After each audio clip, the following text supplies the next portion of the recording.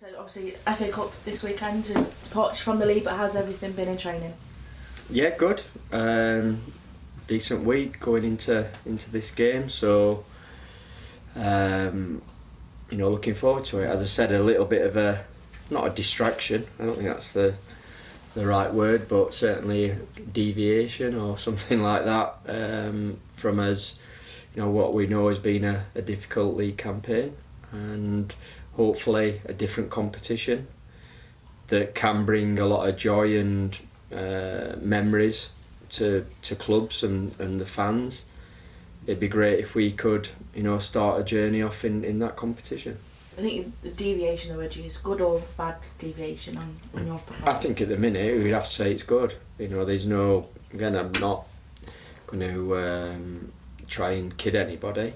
As I said, it's been tough so far, but each game you go into is an opportunity, and in this case, like I said, you're never quite sure where it could lead to. So we've got to go to Salford with the right mentality, right attitude, and do all we can to be in the draw for the next round.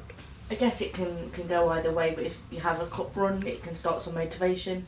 If you don't, it's maybe a distraction from the league. Where would you see it? No, I think for someone like ourselves, it's got to be positive, and I've had it on a couple of occasions, I guess, here. The first time, a couple of times when I was at Grimsby, in terms of league and cup runs, that we've got to a couple of finals.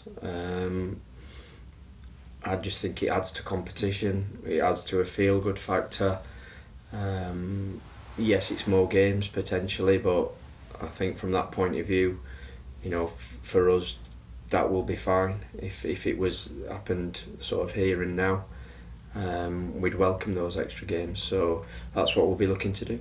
Obviously, when you were here, you had that trip to West Ham and the away leg, the away game that came as a replay. Yeah. Obviously, there won't be any replays this season. No. Just wanted to get your views. Yeah, I think as well as the memories, I think also for football clubs it's a potential income boost. So that takes some of it away, and I know they've distributed the money differently, but I'm still not sure it's the right thing. We know who's sort of dictating these changes, and let's be honest, it's not Shrewsbury Town, it's not Grimsby Town, it's not Morecambe and the sort of what would be classed as lower league clubs. It's coming from the top. I get it, because I'm in agreement in one regards. There's too much football, in my opinion. However, it's all where you are and what the basis is. And again, if we just look at it from a fan's perspective and potential memories, I think when I was growing up, I ended up watching, I think it was a FA Cup, and if I'm wrong, it's still a cup competition, Sheffield Wednesday versus Chelsea, and I'm sure there was at least more than one replay. It was a bit of a saga, and I know there's many others in the history of football at different clubs that people have enjoyed watching, and the drama in it all. So I'm a kind of a bit disappointed that they've been taken away. What's your highlight of the FA Cup personally?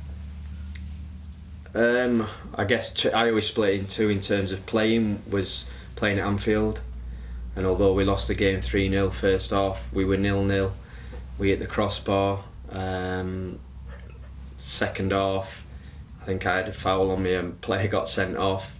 Steven Gerrard came on the pitch, so that sort of memory, I guess. And then managing was certainly the last time I took part in this competition at Grimsby, when we reached the quarter-finals, which was we set quite a few records along the way in terms of beating higher opposition,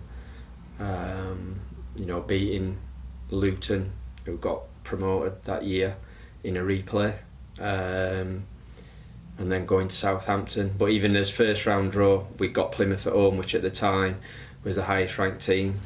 It was the year they went up, and you kind of think, well, that's probably end of his FA Cup dream for this year. So it was a fantastic run, and I keep talking about the memories that's created for people. That was a fantastic run, and a surprising run but that's again what they talk about, and people say some of the magic of the FA Cup's gone, which I can understand again people saying, but it certainly hadn't gone in the town of Grimsby, that was for sure. Injury wise, how are you looking ahead of tomorrow? It looks like we've picked up an injury today in training, which will just maybe alter the lineup slightly, but other than that we're looking at a good place. Aaron Pierre has done some work today separately. Need to find out where he's at, whether he's involved tomorrow or not. He's the only one. After that, Jordan Shipley's trained this week. Had a little bit of discomfort, but has got through it. So unless I hear anything different, I'd expect him to be available to us. And JJ been on the grass this week, not ready to be involved, but that's the only sort of few lads that I think we're looking at. You only had one lone player in the team last weekend. Are any of those that haven't been in the team regularly close to getting the start? They're always close. That's the truth of it. I think where I'm at as I guess the person that picks the team, I think we've done pretty well at times during the season that might not have been reflected in the actual scoreline at the end of a game. But at the same time, because of the results we've had and where we sit in the league table, I'd find it too difficult for too many people to have too much of an argument in terms of whether they're in the team, out of the team, and sometimes that will be formation, will dictate. I think we touched on it, a couple of lads, when we're playing three at back, that makes it a little bit harder for them to perhaps be in that starting lineup. So that's just where we're at, but I've said it many times, it's a first team squad. We're not at that, we haven't got that second group of players where you might get the odd one that's really pushing up. There's obviously a big gap between ourselves and the youth team at present, so they're always very close to being on the pitch and being involved. I guess questions maybe that would come from fans is the lone players, like Tommy O'Reilly, you'd class them as kind of more flary kind of players. Yeah. Do you think maybe that's why fans kind of relate to them a bit more as well? Yeah, absolutely. I think I think when he came in and said he will be a fan's favourite, people like what he does in terms of the ability to beat a player.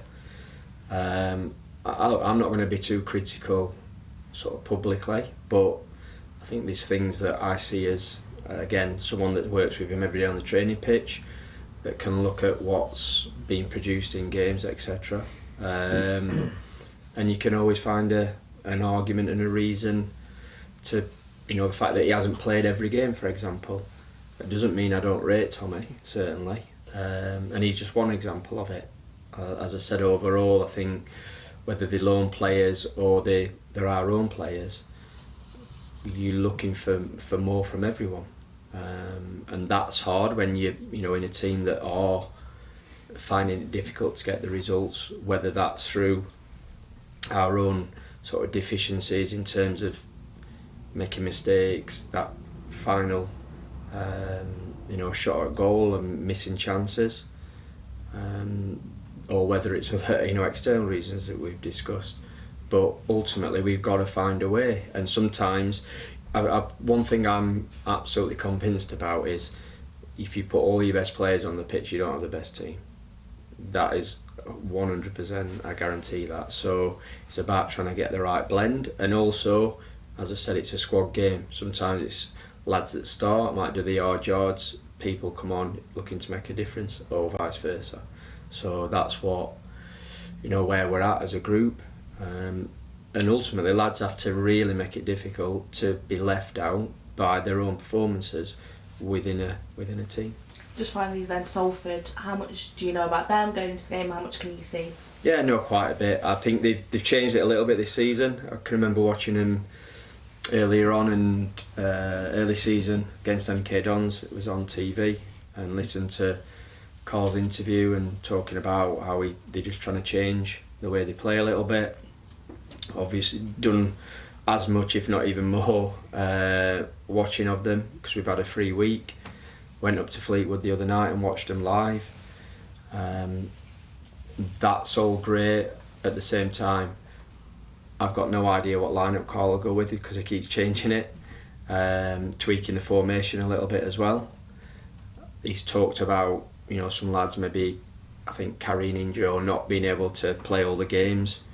Whether, I'm not sure if he means because of injury, knocks, or whether that's fitness. But certainly he made changes. You know, a couple of lads came off at half time the other night. I haven't seen anything as yet. We'll check, but he might not reveal anyway. Whether they were because of injury or just, you know, tactical decisions. One thing I've got is quite a big squad, and I think there's also a couple of players that are still out for them that are good players. Salford have good club that have been on the up, probably reached more a bit of a sticking point at the minute in terms of what their, you know, history suggests of how they were getting promoted through the leagues, but they've got some good players, there's no doubt about that, and their ambitions will be to try and, you know, get promoted to League One. So anyone that think this is going to be an easy game, and I include, you know, my players in that, the message has been delivered. You know, don't be fooled. There's players in their lineup that 100% could be playing League One football. So we've got to be up for the game and make sure that we approach it as if we were playing, you know, Bolton, Birmingham, or whoever it may be, because that's got to be right. Otherwise, I don't think it'd be, you know, won't go down in the history books of FA Cup shocks, but certainly a team from League Two beating a League One team, which again I've experienced many times myself. So that's the message, that's the warning. Let's hope that we heed it.